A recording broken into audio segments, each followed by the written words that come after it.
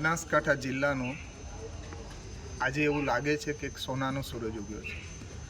આ ધરતીનું કોઈ પુણ્ય ઉદયમાં આવ્યું છે કે જેના કારણે રઘુનાથપુરી બાપુના આશીર્વાદ આ ગામની જનતા અને કુરસી ભુવાજીની તપશ્ચર્યાનું ફળનું આ એક પરિણામ છે કે ન ભૂતો ન ભવિષ્યથી એવો એક ભવ્યાતિ ભવ્ય અને દિવ્ય સમરસતા સાથેનું સમગ્ર હિન્દુ સમાજને એક નેચા સાથે જોડી અને સમગ્ર ભારત વર્ષના સંતો જ્યારે આ બનાસકાંઠાની ધરતી ઉપર પાવન કરવા માટે પધારી રહ્યા છે તો આપણે એમ સમજવું જોઈએ કે મા ગંગા ભાગીરથી આજ આપણા આંગણે પધારી રહી છે. ત્યારે હરિદ્વાર જઈ શકીએ કે ગંગોત્રી ના જઈ શકીએ, પણ આ પાવન ગંગાની અંદર નાહી પવિત્ર થઈ અને એક સેવાનો મોકો લેવા માટેનો આ અવસર છે. તો હું સમગ્ર બનાસકાંઠાની ધરતીને વિનંતી કરું કે હિન્દુ સપૂત મા બહેનો દીકરીઓ અને સંપૂર્ણ પરિવાર સાથે એકવાર આ 3 દિવસના કાર્યક્રમમાં એકવાર અચૂક દર્શન કરવા માટે આવવું જોઈએ.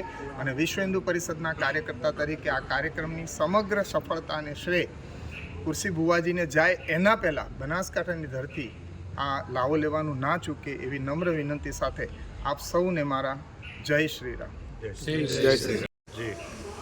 શ્રી રઘુનાથપુરી આશ્રમ નાના કાપરા, તાલુકો લાખણી, જિલ્લો બનાસકાંઠા અને ઉત્તર ગુજરાત. જે રઘુનાથપુરી આશ્રમની અંદર માં લાખણીજી, જહુ અને રઘુનાથપુરી બાપુની પ્રાણ પ્રતિષ્ઠા મહોત્સવ યોજાવા જઈ રહ્યો છે. તારીખ 2, 3, 4 જૂન 6ઠા મહિનાની અંદર પ્રાણ પ્રતિષ્ઠા મહોત્સવ યોજાય. એની અંદર 1008 કુંડી મહાયાગ રાખેલ છે અને વિશેષ ભારતભરમાંથી સાધુ સંતો પણ વધારવાના છે.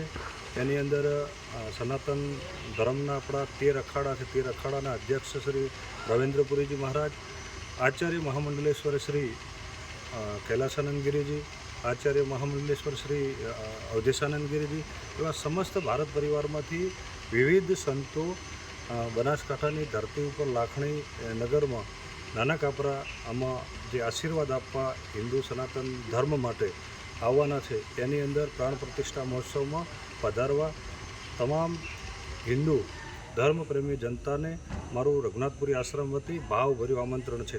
બોલો સનાતન ધર્મ કી જય. જય શ્રી રામ.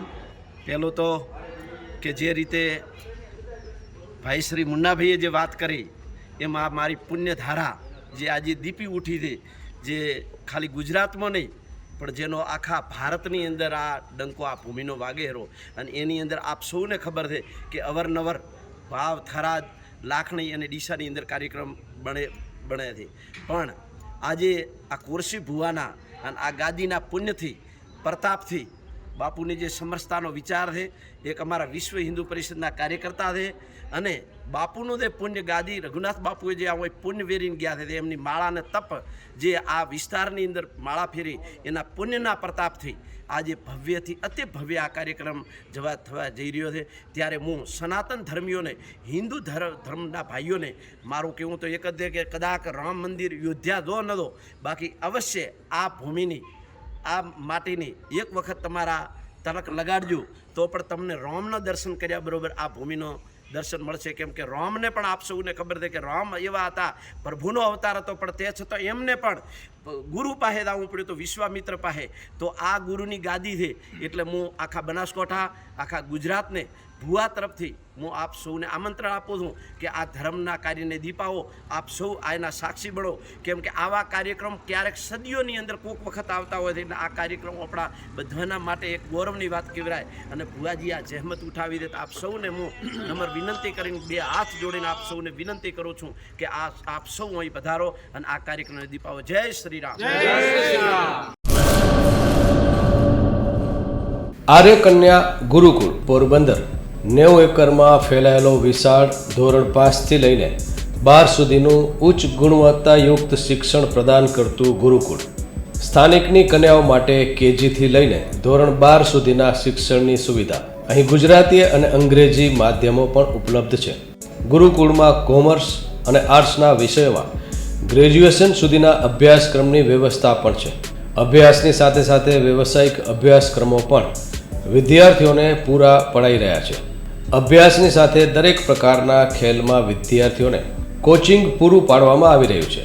અહીં વિદ્યાર્થીઓને અભ્યાસની સાથે વેદ, ધર્મગ્રંથના અભ્યાસ પણ અપાઈ રહ્યા છે, જેથી આપણી સંસ્કૃતિ ઉજાગર થઈ શકે. ગુરુકુળમાં અત્યાધુનિક ઢબે શિક્ષણ અપાઈ રહ્યું છે, જેથી છાત્રાઓ સમય સાથે તાલ મિલાવી શકે. અભ્યાસની સાથે સાથે સારા સંસ્કારોનું સિંચન કરવું તે ગુરુકુળની વિશિષ્ટતા છે, પરંપરા છે. આર્ય કન્યા ગુરુકુળ પોરબંદરમાં આપની દીકરીઓના એડમિશન માટે આજે જ સંપર્ક કરો 8258 030 33 3 8258 040 40 4.